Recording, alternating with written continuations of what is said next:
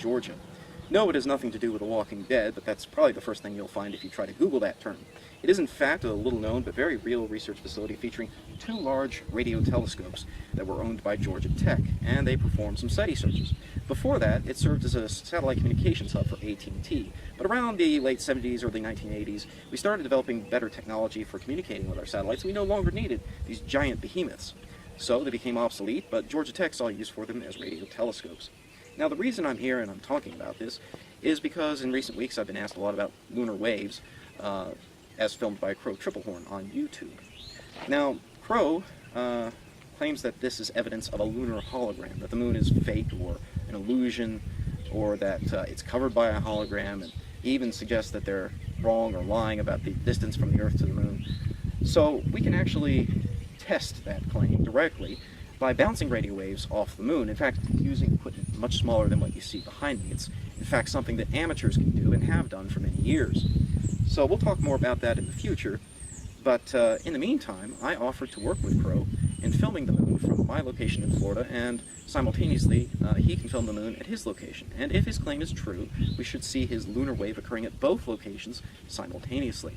If, however, it's a hoax, which again, I apologize for accusing him of hoaxing it. He could very well be recording real atmospheric refraction through things like plane wakes. So, apologies, Crow, sorry about that. You're right, it could actually be something real. It could actually be real atmospheric disturbance. If you go to Daz the Cameraman's channel, you can actually see an excellent video of this that he just posted, I believe it was yesterday, he just posted this, of a plane crossing in front of the moon and producing a spectacular pair of lunar waves.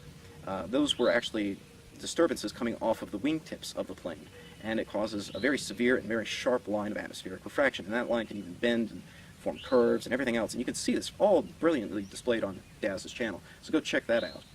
But if that's all it is, then we won't see it from multiple locations simultaneously. It would in fact be, of course, just a localized atmospheric phenomenon.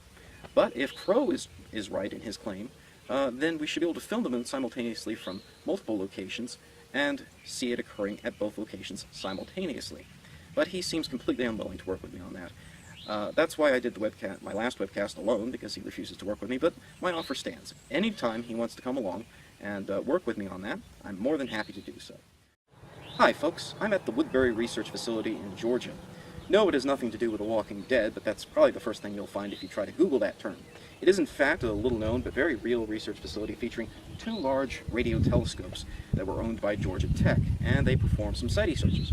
Before that, it served as a satellite communications hub for AT&T.